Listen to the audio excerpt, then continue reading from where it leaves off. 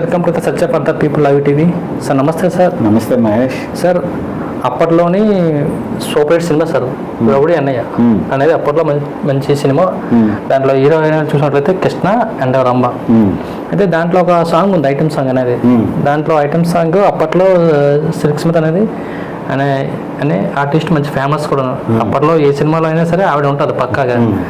అయితే ఆ సినిమాలోని ఆ సాంగ్ అనేది కొంచెం వివాదాస్పదంగా మారింది. సాంగ్ వివాదమే కాదు, ఆ సినిమాలో ఒక వివాదం జరిగిందా దాని మీదే. అయితే ఆ వివాదం ఏంటి, దానికి ఆ వివాదం జరగడానికి గల కారణాలు ఏంటో మా ప్రేక్షకులతో మీరు పంచుకోండి సార్. నాకు తెలిసి ఇది చాలా మందికి అప్పట్లో యూత్కి అందరికీ కూడా తెలిసిందే. కృష్ణ అభిమానులు కూడా అప్పట్లో ఈ విషయం బాగా తెలుసు. యాక్చువల్గా కృష్ణ తన కెరీర్లో 1988లో రక్త తర్పణం అనేటువంటి సినిమా 89 ఆ ప్రాంతాల్లో రిలీజ్ అయినప్పుడు కెరీర్ బాగా వెనకబడిపోయింది. అంటే అతనికి హిట్లు లేవు. కృష్ణ తన కెరీర్లో సంవత్సరానికి 12 సినిమాలు చేసినటువంటి వ్యక్తి 88 నుంచి కనుక చూసుకుంటే కెరీర్ ముందుకు సాగల. సో 92, 93 ఈ ప్రాంతాల్లో మళ్ళీ కెరీర్ కొంచెం ఊపందుకుంది. ఆ టైంలోనే పచ్చని సంసారం అని చెప్పేసి ఒక సినిమా వచ్చింది. తర్వాత నెంబర్ 1 అనే ఒక సినిమా వచ్చింది. ఆ తర్వాత రౌడీ అన్నయ్య అనే సినిమా వచ్చింది. సో పచ్చని సంసారం ఒక విధంగా కృష్ణకి మంచి బ్రేక్. అందులో కృష్ణ ఆమెని నటిస్తారు. తమ్మారెడ్డి భరద్వాజ దానికి డైరెక్టర్. అయితే తమ్మారెడ్డి భరద్వాజ యాక్చువల్గా విలేజ్ బ్యాక్గ్రౌండ్ కాదు. అతను చదువుకుందంతా కూడా మెట్రోపాలిటన్ సిటీస్లోనే. కానీ పల్లెటూరు వాతావరణాన్ని చాలా సహజంగా చిత్రీకరించి మళ్ళీ కృష్ణకి సూపర్ డూపర్ హిట్ ఇచ్చింది తమ్మారెడ్డి భరద్వాజ. తర్వాత నెంబర్ 1 ఇవన్నీ వచ్చాయి. సో నెంబర్ 1 తర్వాత వారసుడు, నాగార్జునతో అది కూడా మంచి హిట్, సూపర్ డూపర్ హిట్. అప్పట్లో కృష్ణకి మంచి హిట్లు వచ్చాయి. సో అదే టైంలో ఈ రౌడీ అన్నయ్య సబ్జెక్ట్ కూడా వాళ్ళ దృష్టికి వచ్చింది, ఆ సినిమా తీద్దామని చెప్పి. అది కూడా తమ్మారెడ్డి భరద్వాజ డైరెక్టర్. సినిమా అంతా చాలా బాగా నచ్చింది. కృష్ణ కూడా గ్రీన్ సిగ్నల్ ఇచ్చారు. సినిమా అంతా కూడా పకడ్బందీగా ప్లాన్ చేశారు. అయితే సబ్జెక్ట్లో ఒకే ఒక చోట డైరెక్టర్కిను హీరోకి మధ్య కాంప్రమైజ్ అవ్వాల. అదేంటంటే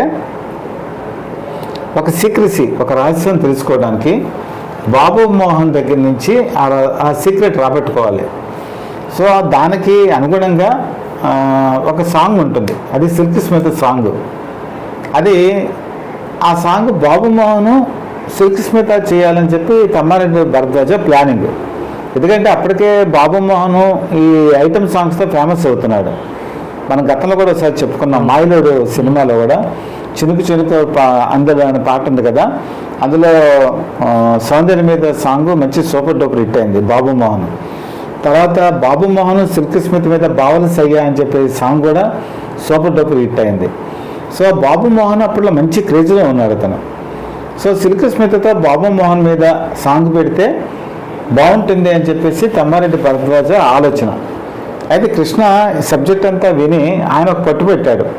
యాక్చువల్గా నేను సిల్క్ స్మిత మీ ఇద్దరం డ్యాన్స్ చేస్తాం, ఎందుకంటే మా అభిమానులు మా ఇద్దరి మధ్య ఐటమ్ సాంగ్ని కోరుకుంటారు, అందుకని బాబు మోహన్ మీద వద్దు అని చెప్పి కృష్ణ చెప్పారు. అయితే ఈయన వెర్షన్ ఏంటంటే బాబు మోహన్ని 2 పీకితే, అంటే ఆయన హీరో కదా, 2 పీకితే నిజం చెప్పేస్తాడు. సో ఈ నిజం చెప్పడానికి ఆయన ముందు డ్యాన్స్ చేయవలసిన అవసరం లేదు. బాబు మోహన్ ముందు సూపర్ స్టార్ కృష్ణ ఎందుకు డ్యాన్స్ చేయాలని ఈయన వాదన. అయితే కృష్ణకి సినిమా ఫార్ములా బాగా తెలుసు, ఆయన కూడా దర్శకుడు. ఆయన చాలా సినిమాల్లో కూడా ఒక్కొక్కసారి హీరో డ్యాన్స్ చేసిన సందర్భాలు ఉన్నాయి. ఇప్పుడు అత్తారింటికి దారేది కనుక చూసుకుంటే పవన్ కళ్యాణ్ కూడా బ్రహ్మానందం మీద డ్యాన్స్ చేస్తాడు. అంటే అదొక సక్సెస్ ఫార్ములా. కృష్ణ కూడా మారువేషాలు వేసి డ్యాన్సులు చేసిన సందర్భాలు చాలా ఉన్నాయి ఈ విలన్స్ ముందు. కాబట్టి ఆయన వెర్షన్ ఆయనది, ఈయన వెర్షన్ ఈయనది.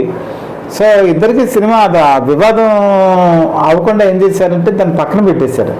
పక్కన పెట్టేసి సినిమా షూటింగ్ అంతా అయిపోయింది. సినిమా అంతా కూడా షూటింగ్ అయిపోయి ఇంకా కరెక్ట్గా ఈ సీక్వెన్స్ వచ్చింది. ఈ సీక్వెన్స్ అదే వివాదం. సో మళ్ళీ కృష్ణకి చెప్పి చూశారు. ఆయన చెప్పి చూస్తే కృష్ణ ఎట్టి పరిస్థితుల్లో సిల్క్ స్మిత్తో నాతోనే సాంగ్ ఉండాలని డిసైడ్ అయిపోయారు. దీనికి ఇష్టం లేదు. అక్కడే క్లాష్ వచ్చింది వాళ్ళిద్దరికి మధ్య. అందుకని ఆయన ఏం చేశాడంటే కృష్ణ సిల్క్ స్మిత మధ్య సాంగ్ చిత్రీకరణ చేశారు. పాట చిత్రీకరణ పద్మరాయ స్టూడియోస్లో డేలో చేసేసారు. డేలో చేసేసి కంప్లీట్ చేశారు. కంప్లీట్ చేసిన తర్వాత ఆయనకి నచ్చల, తమిళనాడు వరకు నచ్చల. ఆయన ఫస్ట్ నుంచి ఈ పాయింట్ దగ్గర విభేదాలు. ఆయన ఏం చేశారు, చెన్నై వెళ్ళిపోయాడు. ఆయన చెన్నై వెళ్ళిపోయి చెన్నైలో కూడా ఆయన ఎక్కడ ఉండలే. పద్మనాభ యొక్క ఆఫీస్ ఒకటి ఉంది, ఆ చెన్నైలో పద్మనాభ ఆఫీస్లోనే ఉన్నాడు ఆయన. సరగా ఒక ఆనవాయితీ ఏంటంటే పద్మనాభ స్టూడియో మీద ఎవరైనా దర్శకుడు ఒక సినిమా చేస్తున్నా లేకపోతే డిస్కషన్స్ ఉన్నా పద్మాలయలోనే వాళ్ళు ఉంటారు. పద్మాలయలో గెస్ట్ హౌస్ ఉంది. సో ఆ విధంగా ఆయనకి మంచి ట్రీట్మెంట్ జరిగింది. ఎవరికైనా అదే ట్రీట్మెంట్ జరుగుతుంది. సరే వెళ్ళిపోయారు. అక్కడ పద్మాలయ ఆఫీస్ ఉంది, చెన్నైలో పద్మాలయ ఆఫీస్లో ఉండిపోయారు. ఉండిపోయి ఆయన అసిస్టెంట్ ఏం చేశారంటే, మరి డైరెక్ట్ ఇన్స్ట్రక్షన్ కూడా ఉంటుంది, ఆయన లేదని మనం చెప్పలేం. వాళ్ళు ఏం చేశారంటే పద్మాలయాలోనే రాత్రిపూట అదే సెట్లో బాబు మోహన్ తర్వాత సిల్క్ స్మిత మీద సాంగ్ చేశారు. అదే సాంగ్, అది కృష్ణకి తెలియదు, రాత్రిపూట చేశారు వాళ్ళు. అయితే ఇక్కడ ఏం జరిగిందంటే ఈ విషయం కృష్ణకి తెలియదు కదా. కృష్ణ ఏమనుకున్నారు, తన మీదే సాంగ్ చిత్రీకరణ జరిగింది అనుకున్నారు. ఇప్పుడు 2 పాటలు చిత్రీకరణ అయిపోయాయి. సిల్క్ స్మిత కూడా యాక్చువల్గా రెమ్యునరేషన్ ఒక పాటకే, కానీ ఆవిడ 2 సార్లు చేయాల్సి వచ్చింది ఆ సినిమాకి. దాంతో ఆవిడ ఏంటంటే సరే ఆవిడ కూడా రెమ్యునరేషన్ విషయంలో ఏమీ పట్టుబట్టలేదు, అయిపోయింది. సినిమా అంతా మొత్తం అంతా కూడా సెన్సార్కి రెడీ అయిపోయింది. సెన్సార్కి రెడీ అయిపోయి సెన్సార్కి వెళ్ళింది సినిమా. సెన్సార్కి వెళ్ళినప్పుడు ఈ సిల్క్ స్మిత సాంగ్ తీసేయాలని చెప్పి పట్టుబట్టారు సెన్సార్ వాళ్ళు. ఎందుకంటే అప్పటికే సెన్సార్ నియమ నిబంధనలు కొంచెం కఠినతరం అయ్యాయి. ఎందుకంటే ఆవిడ వేసుకున్న డ్రెస్సు అభ్యంతరకరంగా ఉంది అని చెప్పేసి ఆ పాటను కట్ చేయమన్నారు. కట్ చేస్తారు కూడా యాక్చువల్గా.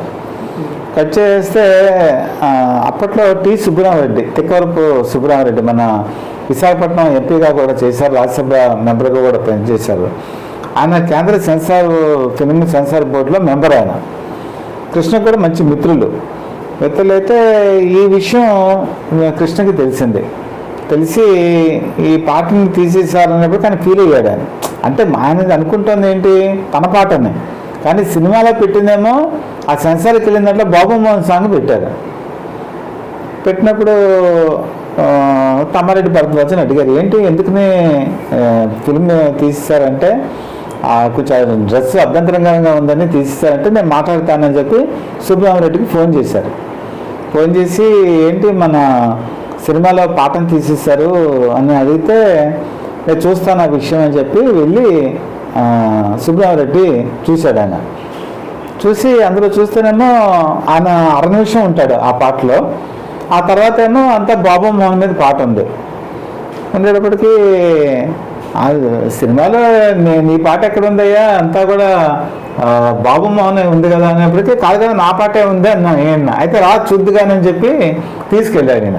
యాక్చువల్గా సెన్సార్ బోర్డు నియమ నిబంధనల ప్రకారం ఎవరిని బయట వ్యక్తిని అలో చేయరు. అందులో సెన్సార్లో ఎవరిలో ఉంటే వాడిని అలో చేస్తారు. అయితే కృష్ణకు ఉన్నటువంటి ఒక ఇది అంటే ఒక ప్రొడ్యూసరు, తర్వాత డైరెక్టరు, ఎగ్జిబిటరు, డిస్ట్రిబ్యూటరు ఇవన్నీ ఉన్నాయి కాబట్టి అలో చేశారు. ఎలా చేస్తే వెళ్ళి చూసి ఆ పాట చూసేటప్పటికి తను 6 నిమిషమే ఉన్నాడు అందులో. మిగతా పాట అంతా బాబు మోహన్ మీద చిత్రీకరణ ఉంది. దాంతో ఆయన అవమానం ఫీల్ అయ్యాడు ఆయన. ఎందుకంటే డైరెక్టర్ తనకు చెప్పలేదు, తన పాటని కాకుండా బాబు మోహన్తో చిత్రీకరణ చేశారని చెప్పలేదు. తర్వాత సినిమాలో సెన్సార్కి వెళ్తున్నప్పుడు తన పాటనే చెప్పారు. దాంతో చాలా అవమానభారం ఫీల్ అయ్యి ఆయన బయటకు వచ్చేసాడు. బయటకు వచ్చేటప్పటికి తమ్మారెడ్డి భరద్వాజ ఉన్నాడు. ఆయనకు అర్థమైపోయింది, సీన్ అర్థమైపోయింది. వెంటనే ఆయన షేక్ హ్యాండ్ ఇచ్చి భరద్వాజ ఇంక ఈ రోజుతో నీకు నాకు మధ్య ఉన్నటువంటి ఈ ఫ్రెండ్షిప్ కట్ అని చెప్పి వెళ్ళిపోయారు. ఆయన ఇంకేం మాట్లాడలా, వెళ్ళిపోయారు. వెళ్ళిపోయేటప్పటికి తమ్మారెడ్డి భరద్వాజకి అర్థమైపోయింది, కృష్ణకి కోపం వచ్చింది, ఇంకా ఆయనతో మనకున్న సంబంధాలు మరి ఉండవు అని చెప్పేసి భావన వచ్చేసింది. భావన వచ్చిన తర్వాత సరే మళ్ళీ ఆయన సెన్సార్ వాళ్ళు ఈ రివైజింగ్ కమిటీ వీటికి వెళ్ళి ఆ పాటని బాబు మోహన్తో అనే పాటనే యాక్చువల్గా సినిమా రిలీజ్ చేశారు. రిలీజ్ చేసిన తర్వాత అభిమానులు అనే వాళ్ళు ఎలా ఉంటారంటే ఆ టైంలో ప్రతి దానికి ఒక ఫ్యాన్స్ అసోసియేషన్ ఉంది. నేను ఇప్పటికీ ఒకటే మాట చెప్తాను, అభిమానులు అనేవాళ్ళు కేవలం సినిమాని సినిమాగానే చూడాలి, దాన్ని వేరే వేరైన ప్రయోజనాలకి వాడుకోకూడదు. ఇంకా అన్నదానం చేయటం, లేకపోతే రక్తదానం చేయటం, ఇలాంటి ప్రజాహిత కార్యక్రమాలకి ఉపయోగపడాలి. కానీ మరి వాళ్ళ ఫ్యాన్స్కి ఎవరు చెప్పారో, ఎవరు మోటివేట్ చేశారో తెలియదు, కానీ వాళ్ళందరూ కలిసి తమ్మారెడ్డి భరద్వాజ ఆఫీస్ మీద దాడి చేశారు ఈ సినిమా రిలీజ్ అయిన తర్వాత. మా కృష్ణని అవమానం చేస్తారా అని చెప్పేసి ఆ సిల్క్ స్మిత సాంగ్ విషయంలో వాళ్ళు వెళ్ళి ఏం చేశారంటే తమ్మారెడ్డి భరద్వాజ ఆఫీస్ అద్దాలని పగలగొట్టారు. దాడి జరిగింది. దాడి జరిగిన తర్వాత తమ్మారెడ్డి భరద్వాజ కూడా దాడిలో తప్పించుకున్నారు. ఆయన వెంటనే ఆయన ఏం చేశారంటే పోలీస్ కంప్లైంట్ లాడ్జ్ చేశారు. పోలీస్ కంప్లైంట్ ఇది హైదరాబాద్లోనే జరిగింది. ఆ పోలీస్ కంప్లైంట్ లాడ్జ్ చేస్తే పోలీసులు ఎవరైతే దాడి చేశారో వీళ్ళందరినీ కూడా అరెస్ట్ చేయడం జరిగింది. అరెస్ట్ చేసి వాళ్ళందరినీ కూడా జైల్లో పెట్టారు. జైల్లో పెట్టిన తర్వాత 6 నెలల వరకు ఎవరికి కూడా బెయిల్ రాలా. ఆ కేసు క్రిమినల్ కేసు అది. ఎందుకంటే అద్దాలు పగలు కొట్టడం, వ్యక్తి మీద దాడి చేయడం చాలా కేసు, దానిలో ఇన్సిడెంట్స్ పడతాయి అందులో. సో ఈ 2 సంవత్సరాల కాలంలో కృష్ణను భరద్వాజ ఫోన్లో కూడా ఇప్పుడు మాట్లాడుకోవాలి. వాళ్ళిద్దరి మధ్య మాటలు బంద్ అయిపోయాయి. కానీ వాళ్ళ అన్నదమ్ములు హనుమంతరావు, ఆదిశేషరావు ఇద్దరు వాళ్ళ తమ్ముళ్ళు వాళ్ళు కృష్ణకి. కానీ వాళ్ళు మాత్రం తమ్మారెడ్డి భరద్వాజతో టచ్లోనే ఉన్నారు. సో వాళ్ళతో కలిసి ఆయన మాట్లాడుతున్నారు, అన్నీ చేస్తున్నారు, కానీ కృష్ణతో మాట్లాడట్లా. ఇది ఏమైంది, అభిమానులు ఈ క్రిమినల్ కేసులు ఎదుర్కోవడంతో వాళ్ళు మాటికి కోర్టుకు వెళ్ళటం, తర్వాత పోలీస్ స్టేషన్కి వెళ్ళటం, లేకపోతే జైలుకి వెళ్ళి రావటం, దీంతో వాళ్ళు ఆ కేసు నుంచి బయటపడటం చాలా ఇబ్బందికరంగా మారిపోయింది. కాకపోతే ఒకరోజు అభిమానులందరూ కూడా వెళ్ళి కృష్ణకి చెప్పడం జరిగింది, ఇలా మేము అందరం ఇలా పోలీస్ కేసులు ఎదుర్కొన్నాము అని చెప్పేసి. యాక్చువల్గా నేను అదే చెప్తున్నా, అభిమానులు ఎంతవరకు లిమిటో అంతవరకే ఉండాలి, ఆ పరిధులు దాటి ఇప్పుడు పోకూడదు. దాంతో ఆయన ఏం చేశారంటే మరి తనకైనా అభిమానులే కదా, వాళ్ళ కేసు నుంచి బయట తీసుకురావాలని లైన్ కలపమన్నారు. లైన్ కలపమంటే తమ్మారెడ్డి భరద్వాజకి లైన్ ఇచ్చారు. లైన్ ఇచ్చిన తర్వాత ఒకసారి అవకాశం అంటే ఆఫీస్కి రమ్మని చెప్పి పిలిచారు. పిలిస్తే కృష్ణే పిలిచారు తమ్మారెడ్డి భరద్వాజ అని. తమ్మారెడ్డి భరద్వాజ పద్మనాభ స్టూడియోకి వెళ్ళారు. వెళ్ళిన తర్వాత మాట్లాడితే నీకు నాకు మధ్య గొడవలు ఉంటాయి, అవి వదిలేసాయి, వాళ్ళ అభిమానులు కదా, ఏదో తప్పు చేశారు, వాళ్ళు నా కేసుల్లోంచి కాంప్రమైజ్ అయిపోవని చెప్పారు. యాక్చువల్గా తమ్మారెడ్డి భరద్వాజ కూడా ఆ ఇన్సిడెంట్లో కృష్ణ మీద ఆయనకి ఎప్పుడూ గౌరవమే, ఆది నుంచి కూడా కృష్ణ అంటే గౌరవం ఉంది ఆయనకి. సో ఆయన పిలిచి ఇంకా కేసు వద్దు అన్న తర్వాత ఇంకా మనం ఎందుకు అని చెప్పేసి ఆ కేసుని ఆయన విత్డ్రా చేసుకోవడం జరిగింది.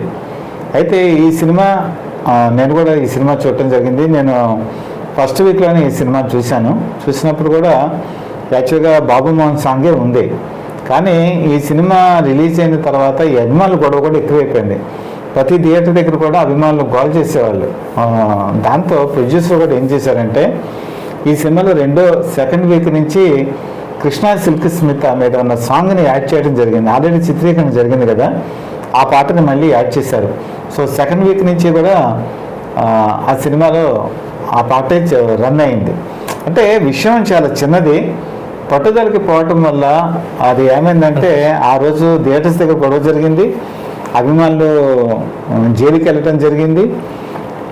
చలనచిత్ర పరిశ్రమలో ఈ వివాదం ఒక విధంగా హీరోకి కానీ డైరెక్టర్కి కానీ ఒక గుణపాఠం అని చెప్పుకోవాలి.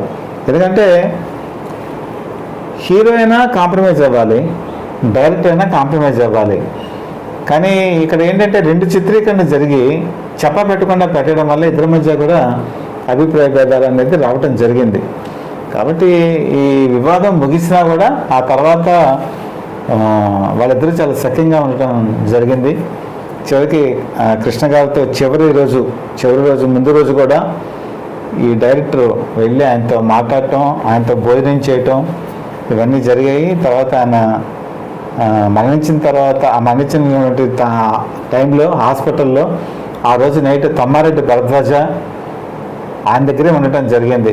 అంటే ఫ్యామిలీ మెంబర్స్ ఎవరైనా ఉంటారు, కానీ ఒక డైరెక్టర్ ఏంటి ఆయన చివరి క్షణాలు వరకు కూడా ఆయనతోనే హాస్పిటల్లో స్పెండ్ చేశారు రాత్రంతా కూడా.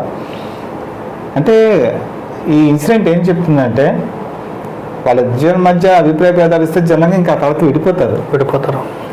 కానీ ఆయనతో కలిసి టీవీలో సినిమా చూడటం, ఆయనతో కబుర్లు చెప్పడం, చివరి రోజుల్లో ఆయనతో ఉండటం అనేది ఆ బాండింగ్ అనేది ఎవరు కూడా మర్చిపోలేదు. అంటే విభేదాలని ఎప్పటికప్పుడు మర్చిపోయి ముందుకెళ్ళిన వాళ్ళు గొప్ప వాళ్ళు అవుతారు. సో వీళ్ళిద్దరి మధ్య వివాదం తక్కువ వివాదం ఏం కాదు, చాలా పెద్ద వివాదం. అలాంటిది వాళ్ళు 2 సంవత్సరాలనే దాన్ని పరిష్కరించుకొని ముందుకెళ్ళారు. అలాగే దీనివల్ల మనం నేర్చుకునేది ఏంటంటే ఎవరితోనే శత్రుత్వాన్ని ఎక్కువ కాలం ఉంచుకోకూడదు, మనం దాని ఆదిలోనే తుంచేసుకోవాలి. ఆ శత్రుత్వం కనుక ఉంటే అది చివరి వరకు మనకి బాధిస్తూనే ఉంటుంది. ఒకవేళ కృష్ణతో అలా జరిగినా కూడా ఆయన అజాత శత్రువు ఆయన కూడా. సో ఈ గుణపాఠం చలనచిత్ర పరిశ్రమలో చాలామంది నిర్మాతలకి, ప్రొడ్యూసర్లకి తర్వాత కాలంలో ఏం జరిగిందంటే ఎవరు కూడా క్లియర్ కట్గా సబ్జెక్ట్ చెప్పడం నేర్చుకున్నారు. ఉన్నట్టు షూట్ చేయటం, లేకపోతే అభిప్రాయ భేదాలు ఉంటే ముందులోనే పరిష్కరించుకోవటం. ఈ రౌడీ అన్నయ్య ఈ వివాదం చలనచిత్ర పరిశ్రమలో చాలామందికి కనువిప్పు కలిగించింది. అప్పటి నుంచి చాలామంది క్లియర్ కట్గా ఉండటం ప్రారంభించారు. ఇది 1992-93లో జరిగిన ఇన్సిడెంట్. ఇది మాత్రం ఆ రోజుల్లో పెద్ద సెన్సేషన్ పేపర్లో కూడా రాశాయి. మామూలుగా పేపర్లో వచ్చింది, సినిమా పేపర్లో కూడా రాశాయి. అభిమానులు అందరూ కూడా ఆ రోజు చాలా ఉద్రిక్తమైన పరిస్థితులకు దారితీసింది. సినిమా థియేటర్ దగ్గర నేను స్వయంగా చూశాను. సినిమా థియేటర్ దగ్గర గోగోలు చేసేసి కుర్చీలు విరగొట్టేసి, అది కూడా తప్పే. ఇప్పుడు కుర్చీలు విరగొట్టడం లేకపోతే ఇవన్నీ కూడా తప్పు. సినిమా హాల్స్ అన్నీ ఇలా విరగొడితే నష్టం ఎవరికి? అలాంటి పనులు ఎవరు చేయకూడదని చెప్పి ఈ సంఘటన నిరూపించింది. ఇది నేను ప్రత్యక్షంగా ఈ అనుభవాన్ని నేను చూసిన సంఘటన అన్నమాట. సో దాన్ని ప్రేక్షకులకి చెప్దామనే ఉద్దేశంతోనే మనం ప్రతిసారి కూడా ఒక కార్యక్రమంలో మంచి చెడు రెండూ చెప్తున్నాం. అభిమానులు ఏ హద్దుల్లో ఉండాలో ఆ హద్దుల్లోనే ఉండండి, మీరు ప్రజాహిత కార్యక్రమాలకి వెళ్ళండి తప్ప ఇలా దోడలకి వాటికి వెళ్తే క్రిమినల్ కేసుల్లో ఇరుక్కుంటారు. సో ఆ కృష్ణ అయితే మంచి మనసు చేసుకొని తను దిగొచ్చి ఒక మెట్టు దిగొచ్చి ఆ రోజు ఆయన చెప్పబట్టి ఆ క్రిమినల్ కేసుని ఆయన ఉపసంహరించుకున్నారు.